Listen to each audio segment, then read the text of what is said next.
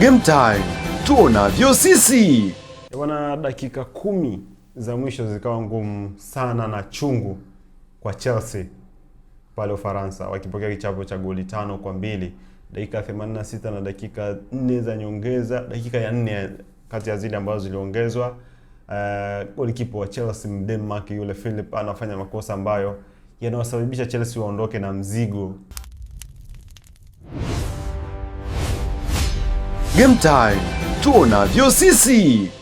Yes, ni hatua za mwisho za hatua ya 16 bora ndani ya UEFA Champions League, lakini ni hatua za mwanzo kabisa za hatua ya robo finali ndani ya ligi ya mabingwa barani Ulaya. Tunaenda kutazama michezo ya mwisho, raundi ya pili ya UEFA Champions League. Kumbuka wiki iliyopita tulishuhudia matokeo mbalimbali ya timu mbalimbali ambazo zilikutana ndani ya UEFA Champions League, na matokeo ya mwanzo tunayo mezani. Sasa tunakwenda kutazama ama kujadili kuhusiana na kile ambacho kinaenda kutokea kwenye raundi ya pili ama michezo ya pili ya michuano hii ya ligi ya mabingwa barani Ulaya. Jina langu ni Andrea Masawe, nipo na Skill Sensei pamoja na Masud Mswahili.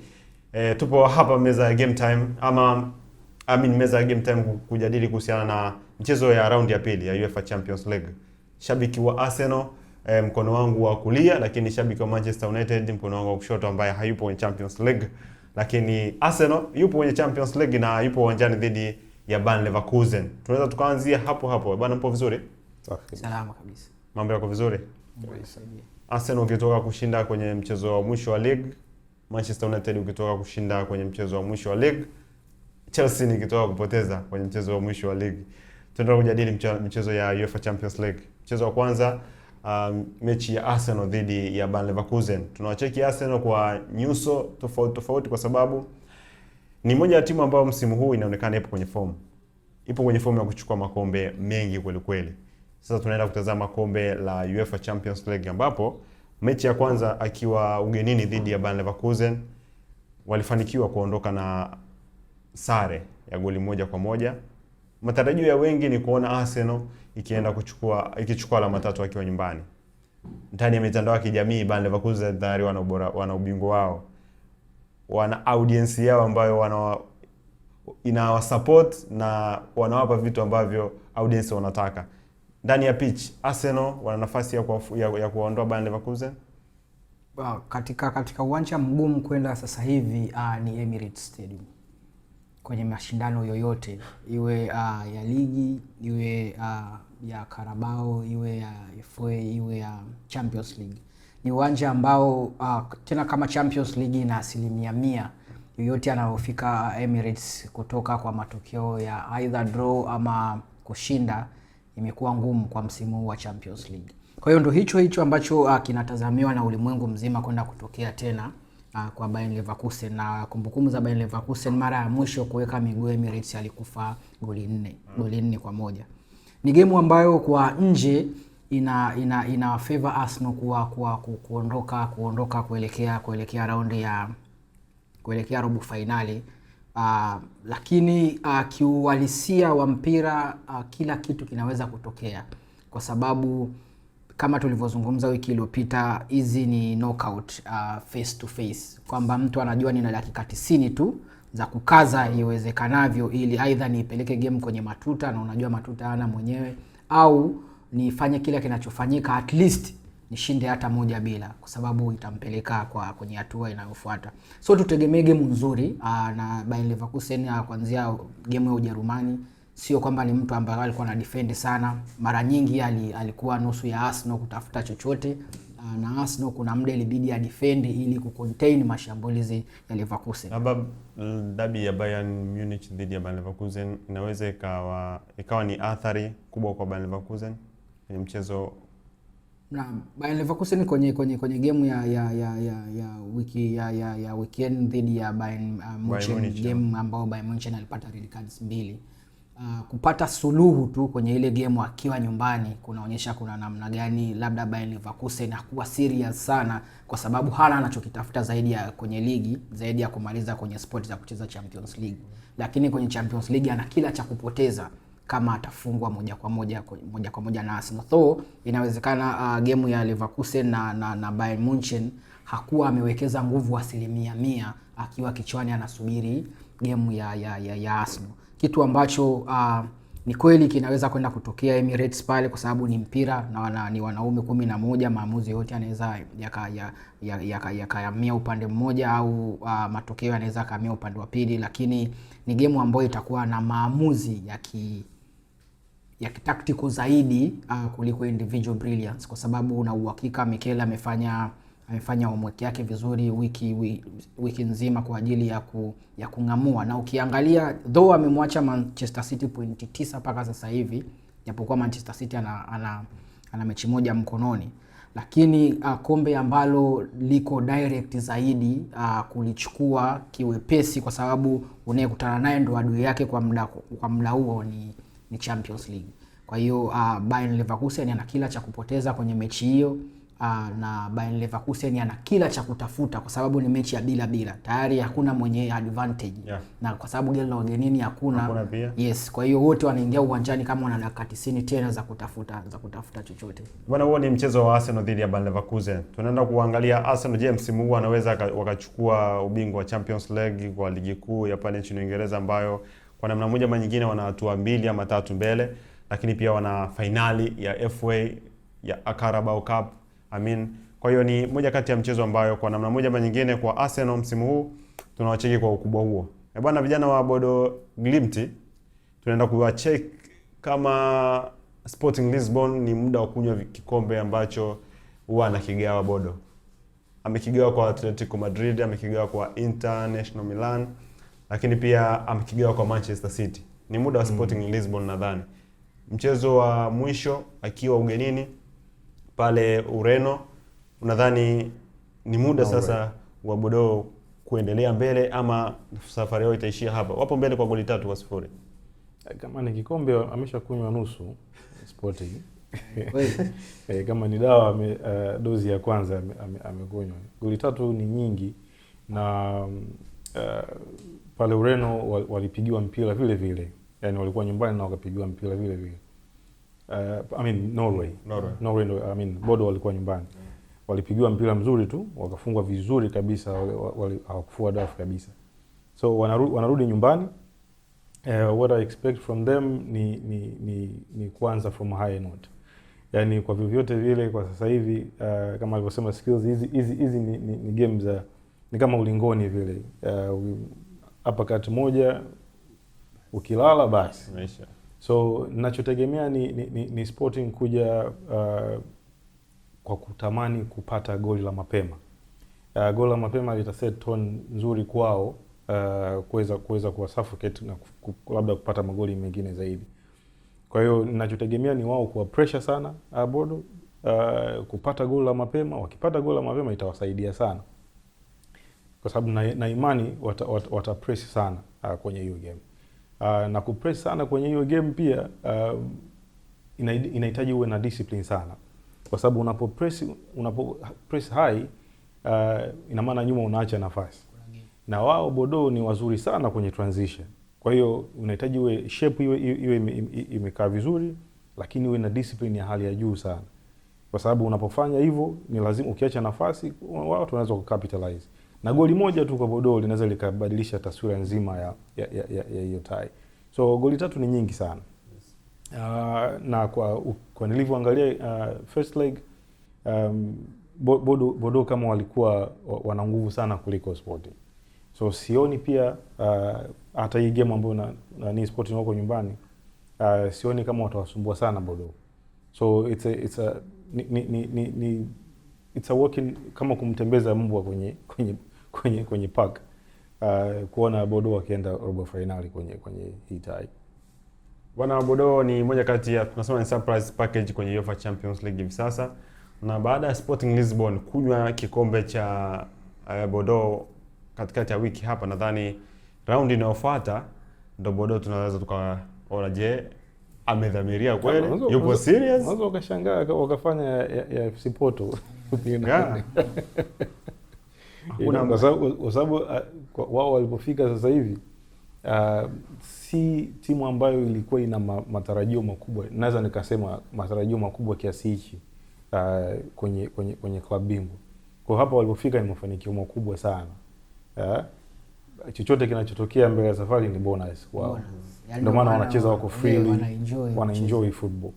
So wezi jua bana. Bwana, dakika 10 za mwisho zikawa ngumu sana na chungu kwa Chelsea pale Ufaransa, wakipokea kichapo cha goli 5-2, dakika 86 na dakika 4 za nyongeza, dakika ya 4 kati ya zile ambazo ziliongezwa.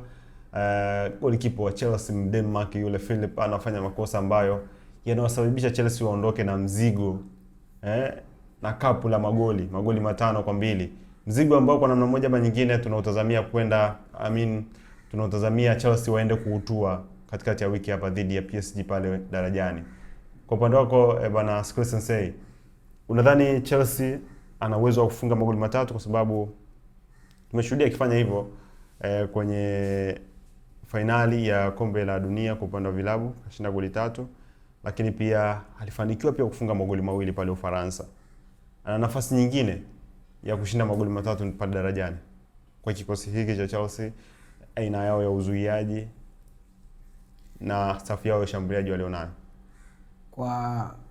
Ni rahisi kusema kwamba tai imeisha, kwa sababu Chelsea ana uwezo wa kupata magoli 3 dhidi ya PSG, lakini Chelsea hiyo inahitaji hayo magoli 3 ili iende kwenye hatua ya extra time paka penalty. Lakini je, Chelsea hiyo ina uwezo wa kuwazuia PSG wasipate goli hata moja? Jibu ni hapana, kwa sababu Chelsea hiyo ndio inaoruhusu magoli kwenye kila game. Yaani ukuta wao unavuja kwenye kila mechi. Yaani zaidi ya mechi 5 Chelsea hana clean sheet, kwa sababu lazima waweze kufungwa. Kama unaweza kuruhusu goli kwenye na timu ya championship, yes, kumzuia mtu kama Dembele akiwa anataka kitu, Kvaratskhelia akiwa anataka kitu, Vitinha, inahitajika kweli nguvu za ziada. Yeah. Na ukipeleka nguvu kubwa kwenye kuzuia, lazima uwe na nguvu ndogo kwenye kushambulia. Yeah. Messi utazuia usifungwe, lakini na wewe utashindwa kufunga. Ni game ambayo sioni kimpira kama Chelsea anaweza kupindua meza, lakini kimaajabu hilo linaweza likatokea. Okay. So PSG ni mtu ambaye wanasema ameingiza mwili, kimebaki kivuli tu upande wa pili. Tayari mwili uko robo finali. Chelsea ana kila cha kutafuta kwenye hiyo game, lakini Chelsea pia ana kila cha kukosa kwenye mechi hiyo.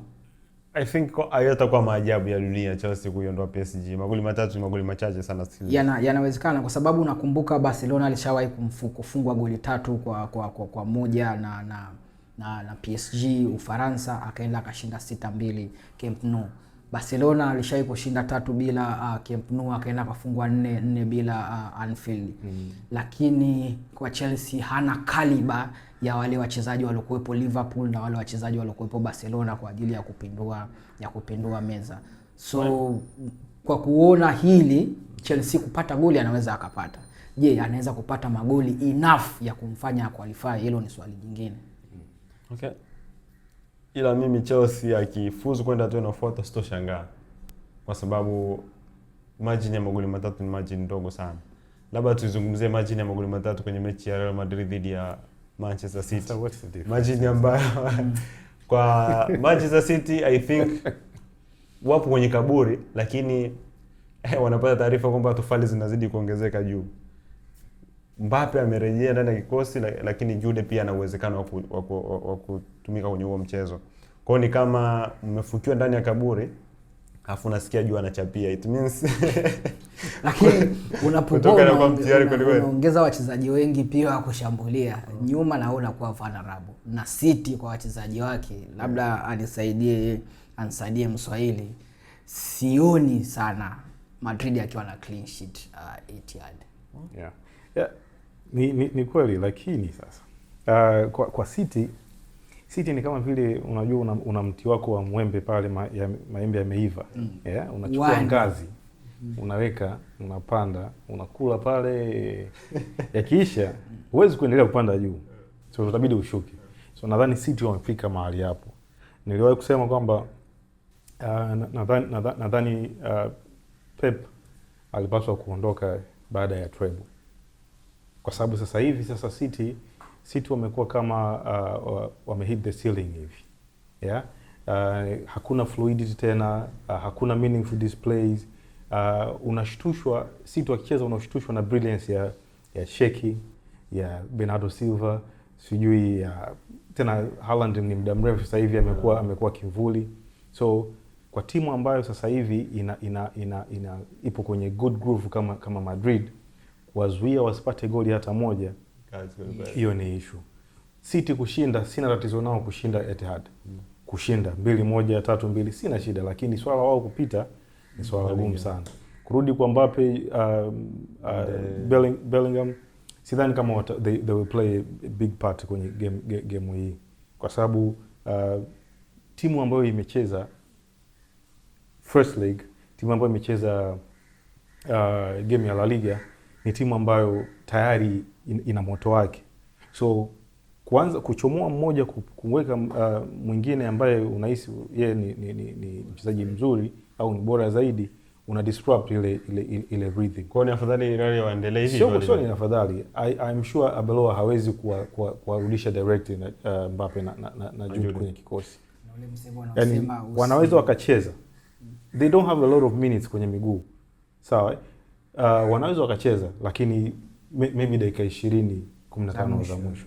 Lakini hawawezi, yani sioni Arbeloa kuanzisha either of those two. Hebu tumuongelee Federico Valverde. Sasa hivi Roho anazoziplay uwanjani, anafunga mfululizo, lakini performance yake ni kubwa sana. Amebadilisha nini kwenye aina yake ya uchezaji baada ya Real Madrid kupitia changamoto fulani za majeraha na nini? Kuondoka kwa Toni Kroos. Kwa sababu sasa hivi yeye ndo captain. Yeye ndo mwenye nyumba, baba mwenye nyumba pale. So anacheza kwa uhuru, yeye ndo ana mamlaka kama ilivyokuwa kipindi cha nyuma ambacho alikuwa anacheza chini ya mwamvuli wa Toni Kroos. Sawa. So sasa hivi ana kitu cha kuprove kwa majukumu aliyowekewa mabegani.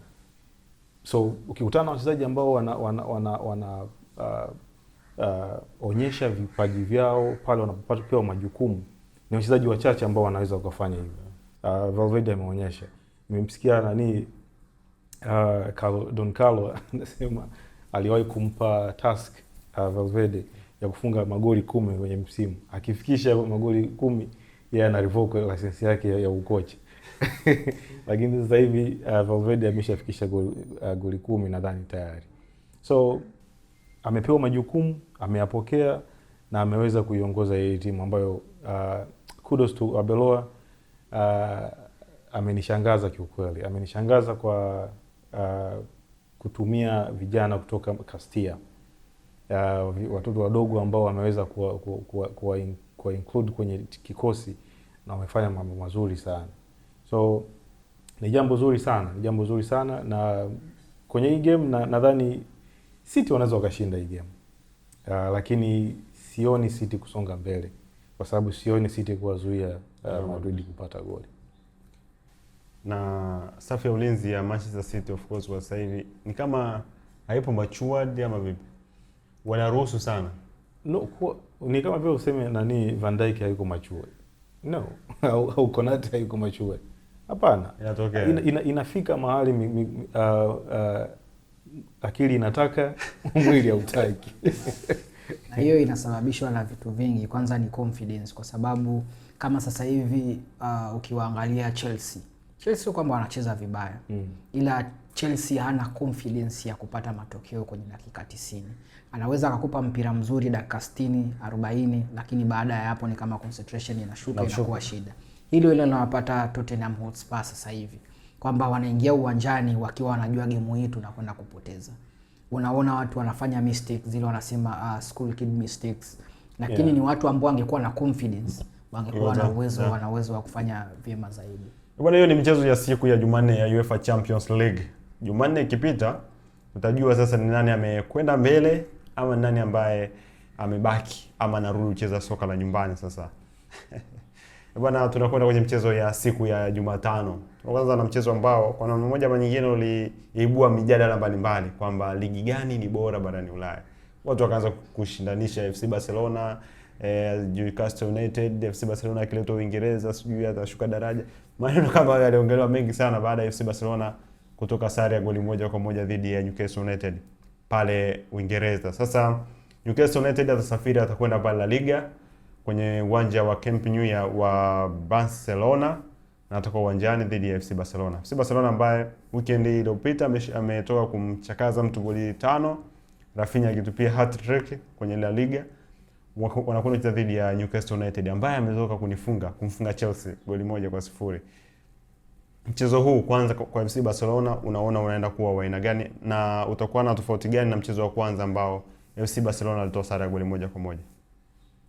Kwa mchezo wa kwanza wa Barcelona, kwa kutazamia tu ni kwamba Newcastle walifanya homework zao vizuri, kwamba baadhi ya watu ambao wana hatari ya Barcelona wapewe uangalizi zaidi, na ndio hicho walichokuwa wanakifanya, kwa sababu hata ukimwona Tonali alikuwa anakaba sana upande wa kushoto, ambapo upande wa kulia ambapo ndo alipokuwa anatokea Yamal, na upande huo kulikuwa kuna dogo mmoja anaitwa Hal, dogo ambayo na mrate sana kwenye upande wa ubavu wa kushoto wa kushoto, dogo anakaba sana anaitwa Hal.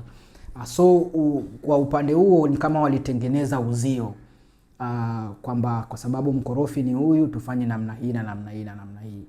Upande wa Trippier, japokuwa Trippier alikuja kupika hapo injury akatoka na nini, lakini na yeye alifanya kazi yake vizuri kwa upande wa kushoto. So ni game ambayo Barcelona wana kila sababu ya kushinda, kwa sababu yeye ndo anaonekana anahitaji mchezo kuliko wanavyohitaji Newcastle. Newcastle ni mzuri wa kukamia. Ni moja ya timu ya Kiingereza kweli kweli, wakisema kwamba tunaenda kwenye game tunapata chochote kinawezekana kupatikana. Anapata. Lakini tactically Eddie Howe sio mzuri kumshinda Flick. Na Flick ana watu wa kumpa matokeo individually, tofauti na uwezi kumlinganisha Pedri au ukamweka meza moja na Joelinton au ukamweka meza moja mtu kama Dani Olmo na Willock. Yeah. Ni watu ambao individually tu wanaweza wakaiamua game muda wowote, na pale wanaenda kukutana kufika Camp Nou. Kuanzia Messi ameondoka, Barcelona sio ile kwenye Champions League.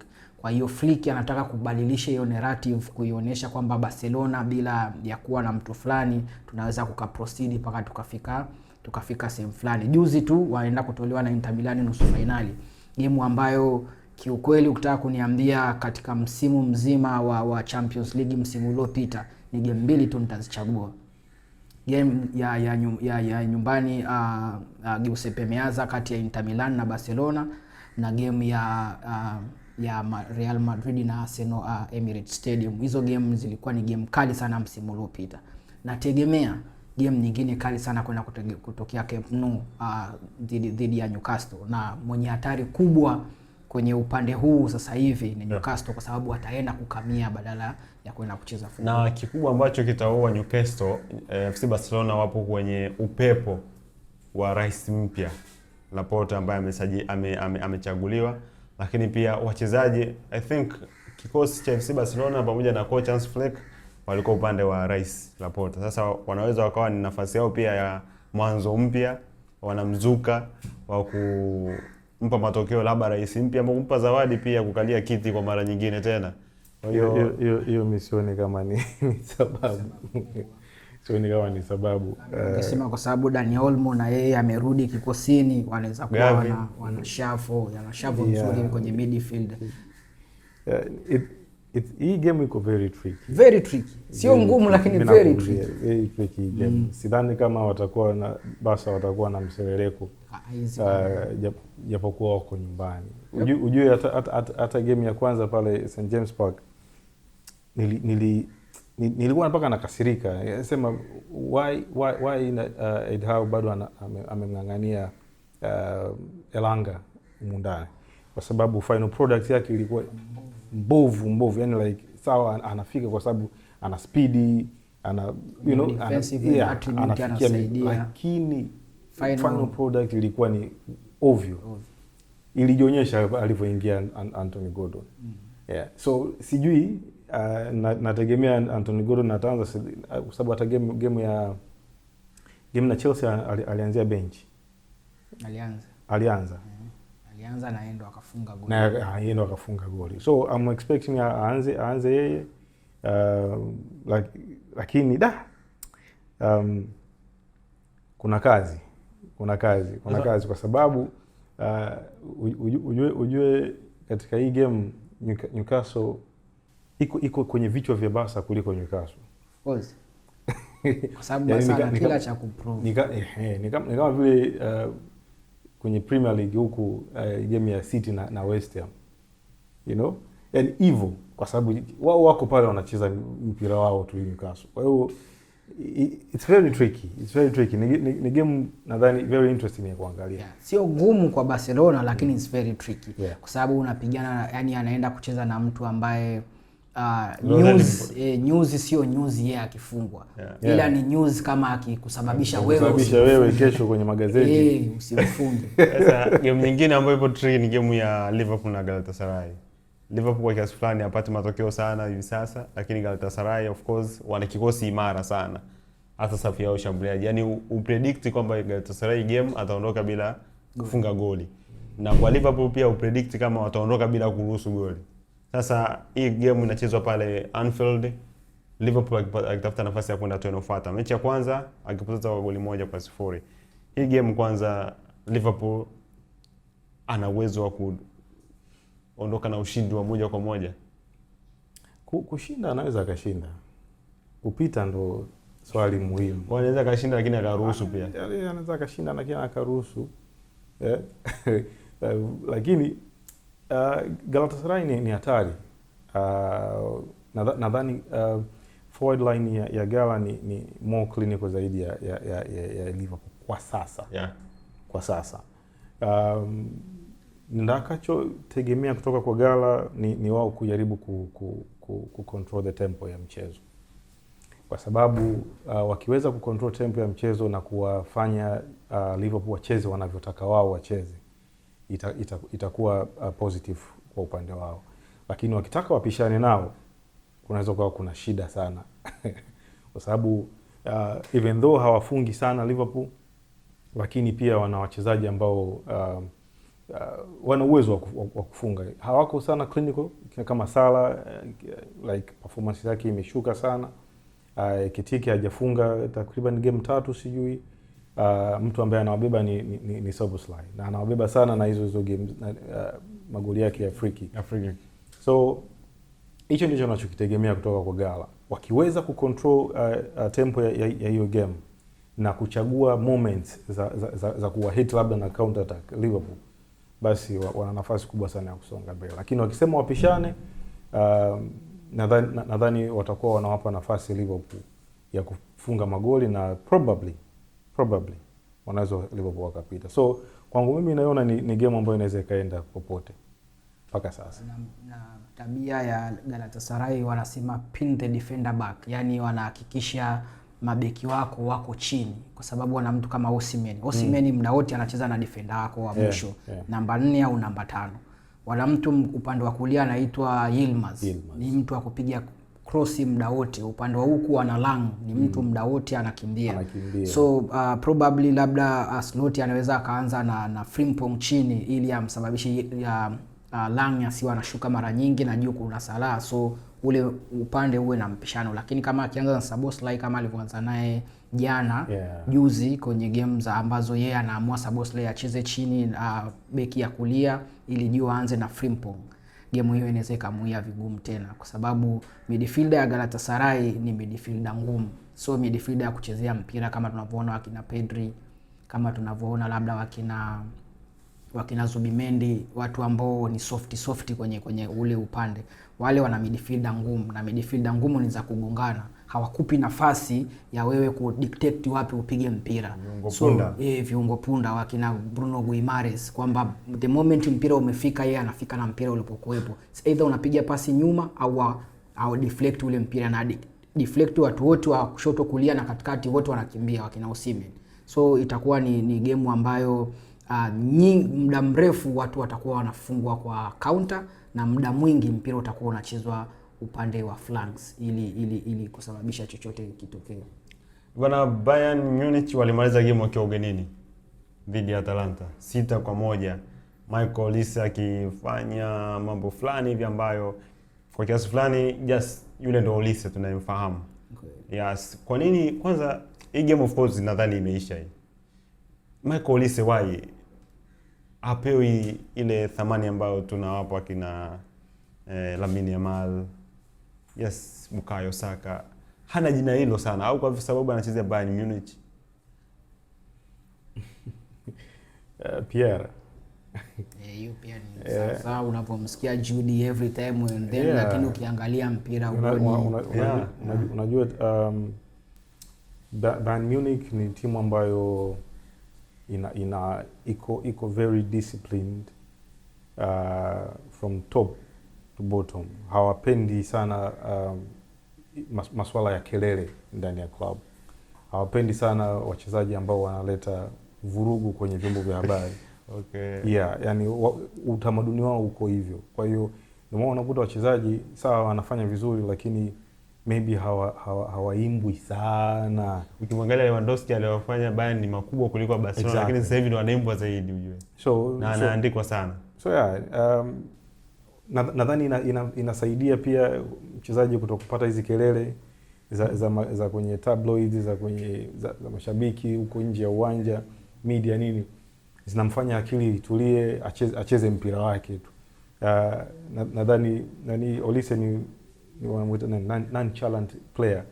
Nadhani yani he doesn't care, anacheza mpira wake, ana enjoy football yake. So yeah, haya mambo ya PR waachie kina Lamine, kina Jude. Yeah, chezaji namba zake zinaongea na ndo wale watu wanaosema Bayern, so wanasema of course Bayern ni taasisi, na taasisi huwa ina mizizi ya kuanzia jinsi ya kusaini mkataba wako, jinsi ya ku treat badge ya timu, jinsi ya kubehave ukiwa nje na ndani ya uwanja. Yeah. Na media tayari zimeshatengenezwa kwenye huo mfumo ambao kelele hazitakiwi sana unless ni kitu kimetokea kwa ajili ya nje ya taasisi yetu. Yeah. Lakini kama ndani ya taasisi yetu tuache kwamba news zitoke zile ambazo zinahitajika kutoka. Ndio maana lilitokea la kutokea kati ya Sane na Mane, wakaamua kupata ways na mmoja. Hakuna story nyingine ziliendelea baada ya pale. Haikuwa hata makelele mengi. Haikuwa makelele. Kwa hiyo si maamuzi ni haya mambo mengine yaendelee. Kama Kane angekuwa amevunja rekodi ya mtu kama tuseme nani Alan Shearer kipindi yuko Uingereza, nafikiri kelele zingekuwa nyingi zaidi ya mwaka mzima. Lakini amevunja rekodi ya Robert Lewandowski pale Bayern, kama hakijatokea kitu na watu wengine, mambo mengine yanaendelea. Bwana, Tottenham Hotspur anakwenda kucheza dhidi ya Atletico Madrid. Safu ya ushambuliaji ya Atletico Madrid ikiwa imemuongeza mtu pale. Ademola Lookman. Yupo Antonio Griezmann, yupo Julian Alvarez. Wote wapo kwenye form ya hali ya juu. Julian Alvarez akiwa pia kwenye form ya juu. Tottenham Hotspur nadhani iwapo atakuwa nyumbani, lakini ana mchezo mgumu sana dhidi ya Atletico Madrid. Katoka kutoa sare ya goli 1-1 dhidi ya Liverpool. Hali yake ni mbaya kwenye ligi kuu nchini Uingereza. Hatoshiriki kwenye michuano mikubwa msimu ujao. Hiyo ipo clear. Anaweza pia asishiriki ligi ya champion ya EPL msimu ujao. Inawezekana vizuri. Hii game imekwisha ama wana uwezo wa kupindua? Kuna nafikiri last week tulitabiri game ambazo zinakufa mapema au watu wanaofungwa nje ndani. Mmoja wapo walikuwepo ni Nilianza na Chelsea. Nilianza na Chelsea na nikasema na Spurs. Ni watu ambao walikuwa wanafungwa game zote mbili. Atalanta hukumtaja? Hapana, Atalanta sikumtaja. Lakini nilitaja timu mbili zinafungwa nje ndani, Chelsea na Spurs. Kwa sababu intensity ya Champions League inajulikana. Standards za Champions League zinaonekana. Yeah. Ukikutana na mtu mzima kumuotea kama Bodo Glimt alichokifanya kwa Inter Milan, unaweza ukasubiri miaka 5 tena uje ukione kitu kama kile. Lakini kama standard iko chini, kama ilivyokuwepo ya Spurs. Yes. Kukutana na mtu kama Atletico Madrid ambacho ana kila cha kuprove kuelekea kwenye fainali ya 3 ya Champions League, kwa sababu ligi hana cha kupambania tena. Tayari mafari wawili wameshakaa kwa distance kubwa, kiasi kwamba huna cha kupambania. Na yeye ana uhakika aweze kutoka top 4 ili asicheze Champions League msimu unaokuja. So sehemu pekee ya kuweka nguvu ni hapa kwenye Champions League na Copa del Rey kama itatokea. So Spurs anakwenda tena kufa vizuri, kwa sababu ana ile intense ya kucheza Champions League, na sio kwa sababu ana wachezaji wabaya, ni kwa sababu ana majeruhi mengi. Kwa mfano angekuepo na wachezaji wake at least 5 wakitoka majeruhi, ungesema angeweza kuchallenge chochote. Hakuwa na mchezo mbaya dhidi ya Liverpool, kwa sababu alitengeneza nafasi kwa namna moja au nyingine. Football ni mchezo wa makosa, kafungwa yeye, kaja kajitahidi kachomoa. Kama atacheza kama alivyocheza na Liverpool weekend, at least anaweza akapunguza idadi ya magoli. Lakini akifanya majaribio tena kama aliyofanya Metropolitano, kuna uwezekano wa kufa tena 2+. Yeah. So bado Cholo ana uhakika zaidi ya kuqualify na kumfunga mara ya pili Spurs kuliko Spurs kusalivate chochote kwenye game hiyo. Bwana, hiyo ni michezo ya round ya pili ya UEFA Champions League. Ipo michezo ambayo inaonekana kwa taswira tofauti. Kwa hiyo kuangalia, kuna mchezo ambayo inaonekana imekwisha kabisa, ni kama mchezo wa Bayern Munich dhidi ya Atalanta, ambao Bayern Munich yupo mbele kwa goli 6-1. Kuna mchezo wa Tottenham Hotspur dhidi ya Atletico Madrid. Tottenham Hotspur yupo nyuma kwa goli 3, amefunga goli 5-2 kwenye mchezo wa kwanza. Kwa hiyo game inaonekana kama imekwisha. Manchester City dhidi ya Real Madrid, mechi inaonekana kama imemuelemea zaidi Manchester City, kwa sababu Real Madrid tayari yupo mbele kwa goli 3-0. Chelsea dhidi ya PSG, mziki umemuelemea sana Chelsea, yupo nyuma kwa goli 3-0. Lakini mchezo wa mwisho ni wa Bodo dhidi ya Sporting Lisbon. Sporting Lisbon ana kinywaji cha kunywa mbele ya Bodo Glimt. Moja kati ya michezo ambayo inaonekana kwa namna moja ama nyingine imekwisha. Michezo ambayo ipo katikati, mpira kati, Arsenal dhidi ya Bayer Leverkusen, mechi inaonekana bado Arsenal ana uwezekano wa kwenda ama kutokwenda, kwa sababu mechi ya pale Emirates, hata wakitoa sare ndani ya dakika 90 bado kuna dakika 30 za nyongeza. Lakini pia kuna matuta. Kwa hiyo yote anaweza kapita. Kuna mechi ya Barcelona dhidi ya Newcastle United. Newcastle United kwa kukamia pia ni timu ambayo inaweza hizo mambo, na ni mechi ngumu kwa Barcelona pia. Lakini mechi ya Liverpool dhidi ya Galatasaray, safu ya ulinzi ya Liverpool bado inatoa wasiwasi. Watacheza mechi bila kuruhusu goli lolote, na Galatasaray je, watamaliza dakika 90 bila kufunga goli lolote? Kwa hiyo ni michezo ambayo tunakwenda kucheki siku ya Jumanne pamoja na siku ya Jumatano, ili kupata timu 8 ambazo zitakwenda hatua ya robo finali. Na Meza Game Time itakuletea timu hizo, uchambuzi wa game hizo 4 ambazo zitakuwa zimebeba timu 8 ambazo zitacheza hatua ya robo finali ligi ya mabingwa barani Ulaya. Mimi ni Andrea Masawe, nilikuwa na Mswahili hapa, lakini nilikuwa na Skill Sensei kwenye meza ya uchambuzi na namna wao wanavyoona kwenye michezo ya ligi ya mabingwa barani Ulaya. Uwe na wakati mwema. Game Time, tuonavyo sisi.